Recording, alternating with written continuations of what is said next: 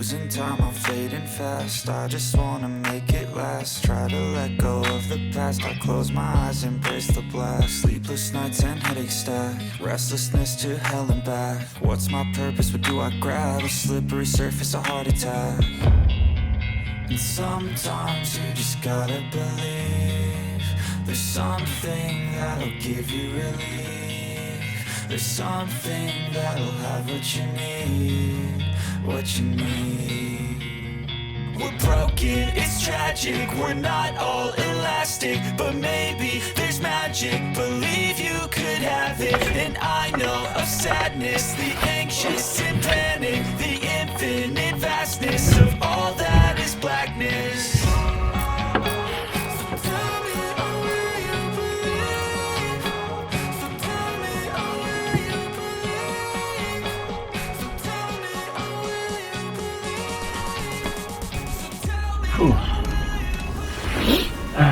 Am reușit să apropii prima planetară. Îmi dau și lacrimile de fericire. Nu, îmi dau lacrimile pentru că îmi cad numai bucăți de mizerie în ochi. Jesus Christ.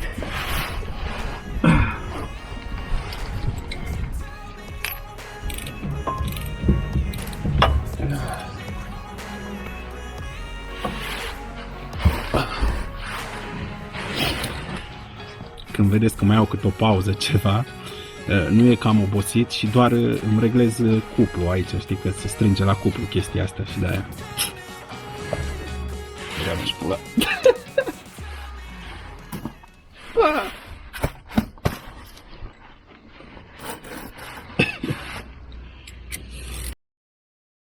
No, am terminat de montat diferențialul, a fost o muncă colosală.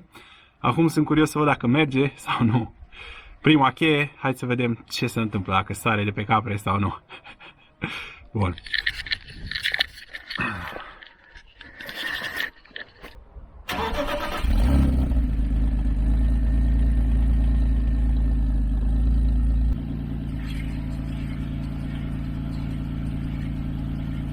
Bun.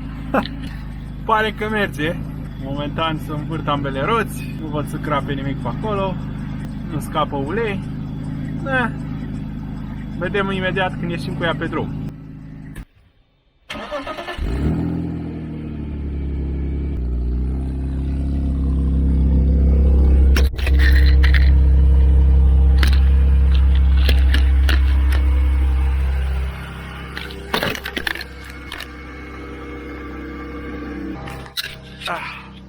Ca obicei. Bun, dragilor, am ieșit cu mașina la test. Am apucat deja să fac vreo 30 de kilometri înainte să pornesc camera, bineînțeles. Am făcut chestia asta ca să mă asigur că tot e ok și să pot să vă dau câteva impresii așa la cald, cum ar veni. Mașina se simte excelent, sincer, îmi place foarte, foarte mult. Mă bucur și mă bucură enorm de mult faptul că sudurile au rezistat. Diferențialul pare să meargă incredibil de bine. Diferența cea mai mare este atunci când vrei să execuți viraje strânse, ești în parcare, vrei să parchezi sau sunt curbe mai strânse, gen ac de păr, lucruri de genul ăsta. Atunci, într-adevăr, mereu una din roți va fi târâtă efectiv pe asfalt. Lucrul ăsta se aude și se simte, simți efectiv cum se mișcă și tremură toată mașina. Știam dinainte că o să se întâmple chestia asta, pentru că mai văzusem mașini cu diferențialul sudat, mă așteptam, nu e o problemă.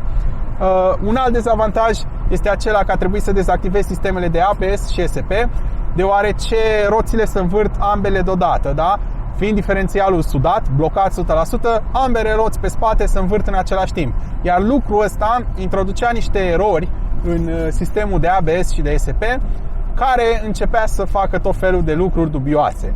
Cumva mă așteptam și la lucrul ăsta cu sistemul de ABS și de ESP, așa că am fost pregătit, m-am uitat dinainte să văd care sunt siguranțele care corespund acestor sisteme și le-am scos de acolo, am scos siguranțele, iar acum nu mai este nicio problemă. Trebuie să ai totuși un pic de grijă în curbe, să nu intri tare și să nu-i dai gaz foarte tare, pentru că riști să-ți derapeze destul de ușor. O să las un pic ăsta că îmi bate soarele în ochi de nu mai pot. Însă e fain, chiar este fain. Bun, în momentul de față tot ce mai rămâne de făcut este să ies la noapte cu ea și să o testez, să văd cât de bine se simte în derapaj, să încerc niște cerculețe, niște opturi, să văd cât de mult s-a îmbunătățit manevrabilitatea mașinii, ca să mă exprim așa, deși nu știu cât de corect e.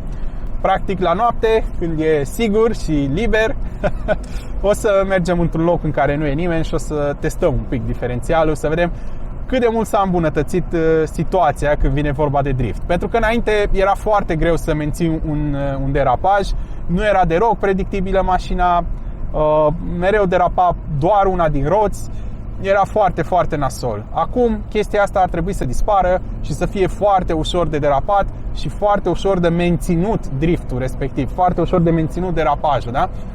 Ăsta a fost motivul principal. Într-adevăr, puteam să cumpăr un diferențial autoblocant, însă costă mai mult decât am dat pe mașină, adică chiar nu se merita investiția respectivă, mai ales pentru o primă mașină de drift, o mașină cu care cu siguranță o să învăț multe lucruri, dar nici nu cred că o să reziste foarte mult, pentru că sunt și eu la început și foarte posibil o să o mai ating pe aici, pe acolo, da? Dar nu, în mare parte sunt mândru de ceea ce am reușit să obțin. O să întorc aici și o să puteți să auziți cam cât de nasol se aude. Se aude foarte dubios în momentul în care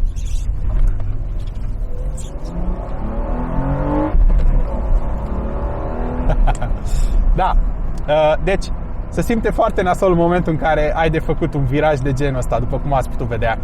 Dar e ok, adică chiar mă așteptam la chestia asta, pentru că am văzut foarte multe mașini înainte cu diferențialul blocat și știam exact ce înseamnă. Bun, asta ar fi tot. Ne vedem în câteva secunde când se face noapte.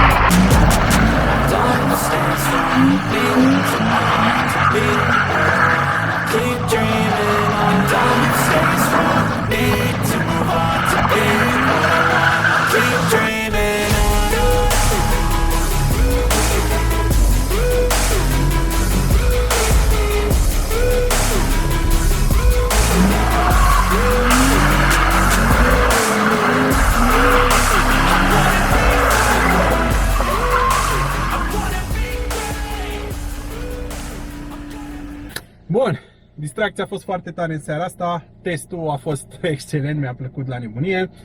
Diferențialul pare să meargă, țin sudurile, ține tot, merge totul foarte bine, n-am rupt nicio planetară, ceea ce e perfect. Ne ducem mai departe înainte să atragem priviri care ne-ar trebui să ne vadă și să ne auzim cu bine data viitoare. Pa!